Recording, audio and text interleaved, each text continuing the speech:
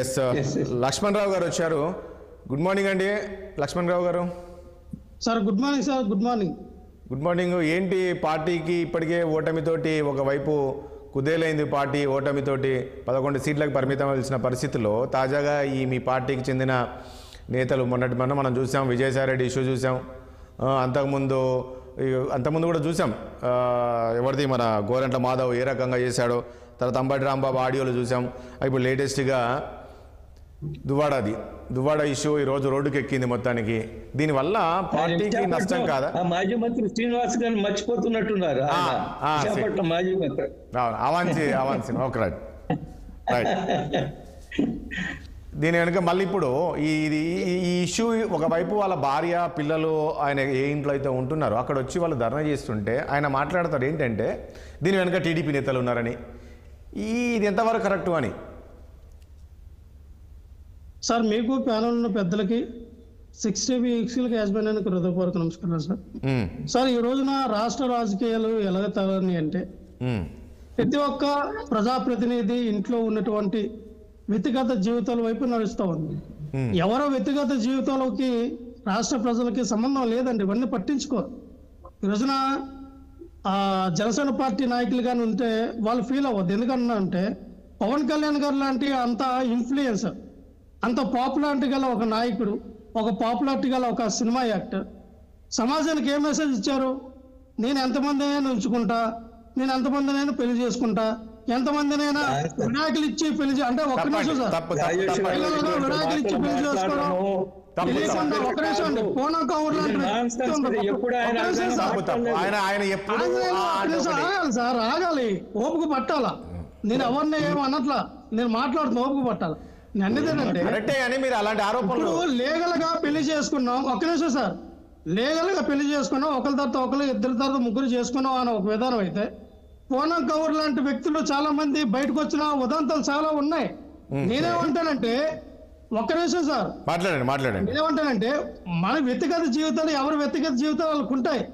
ప్రతిదీ కూడా మన రాజకీయాలకు పులిమేస్తే దానివల్ల ఉపయోగం అన్నా. ఇప్పుడు పవన్ కళ్యాణ్ గారు వ్యక్తిగత పవన్ కళ్యాణ్ గారు చేసిన తప్పే లక్ష్మణ్ గారు అంటే ఇప్పుడు దువ్వాడ శ్రీనివాస్ చేస్తుంది మీరు సమర్థిస్తున్నారా? ఎవరు రాజేష్ గారు, రాజకీయం పులివింది ఎవరు? ఈ రోజున దువ్వాడ శ్రీనివాసరావు గారు చేశారా, లేదంటే అవంత్ శ్రీనివాసరావు గారు చేశారా, గోరంట్ల మాధవ్ గారు చేశారా, లేకపోతే సమ్ XYZ ఎవరైనా చేశారా అని కాదండి. ఎవరికైనా వాళ్ళ పర్సనల్ లైఫ్ ఉంటుంది. పర్సనల్ లైఫ్ దీంట్లో వచ్చేటప్పుడు సమాజంలోకి వెళ్ళేటప్పుడు దాని మీద వాళ్ళు స్పందించాలి, దానికి ఆన్సర్ ఇవ్వాలి, కరెక్టే. కానీ ఈ రోజు దువ్వాడ శ్రీనివాసరావు గారు చెప్పారు వాళ్ళకు ఉన్నటువంటి ఫ్యామిలీ తగాదాలు ఏవైతే ఉన్నాయో దాంతో ఈవిడ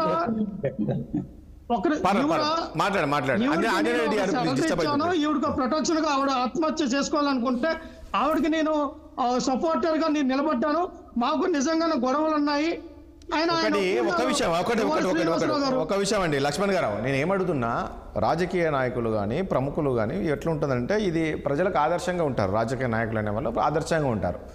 అలాంటి వ్యక్తే ఈరోజు ఈ రకంగా ఆల్రెడీ భార్య ఉండగా, ఇద్దరు పిల్లలు ఉండగా, మరో మహిళతో ఉండడము, ఇవన్నీ కరెక్ట్ కాదు. ఇది పర్సన్ మీరు అన్నట్లు ఇది ఎవరి వ్యక్తిగత వాళ్ళు ఉంటుంది. అది రోడ్డు మీదకి రానప్పుడు వన్స్ పోలీస్ స్టేషన్కి వచ్చిందంటే అది పబ్లిక్ అయిపోద్ది. దట్టు ఒక రాజకీయ నాయకుడు ఆటోమేటిక్గా చర్చిస్తారు ఈ అంశం. దీంతో పాటు ఇది రాజకీయ రంగు పులుముకుంది కదా, నిన్న కామెంట్ చేశారు కదా.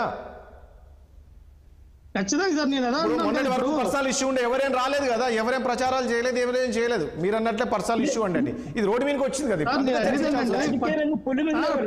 ఇప్పుడు ప్రతిపక్ష నాయకులకి కానీ అవనియండి, అధికార పార్టీ వాళ్ళకి అవనియండి, గత రాజకీయం చేసిన ఏ పార్టీకైనా అవతల వ్యక్తి యొక్క లూప్ లైన్లు ఏంటి, ఆ వ్యక్తి యొక్క అసలు ఏ విధంగా మనకి చిక్కుతాడని చూస్తారు. ఇప్పుడు దువ్వాడ శ్రీనివాసరావు గారి యొక్క వ్యక్తిగత జీవితాలకు ఆయుధంగా దొరికింది, దాన్ని వినియోగించుకుంటున్నారు టీడీపీ నాయకులు. అది సహజం. స్థానిక నాయకులు ఎవరైతే ఉన్నారో వాళ్ళు తీసుకెళ్తారంటే ఈ రోజున మొన్నటి వరకు సైలెంట్, అంటే వాళ్ళకి పెళ్ళి అయ్యి 29 సంవత్సరాలు అవుతుందని ఆవిడ చెప్తా ఉంది వాణి గారు.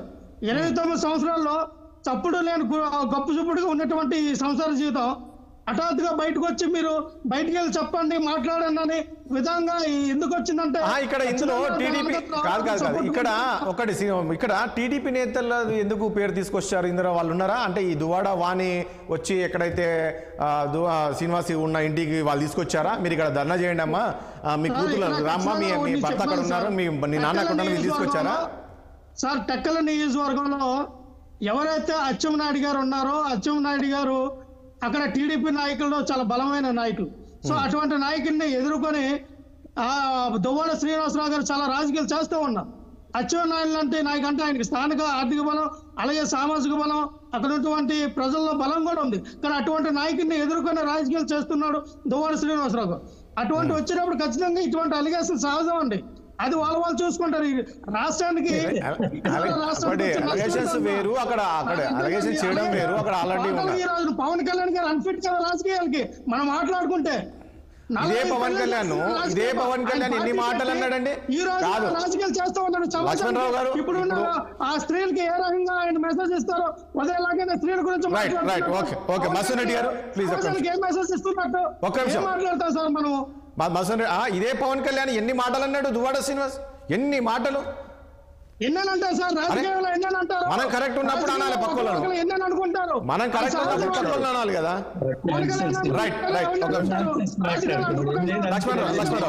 రాజకీయాలు ఎన్నేను అనుకునేది బూతులు మాట్లాడుకుంటారు. రాజకీయాల్లో బూతులు అవతల వ్యక్తి బూతులు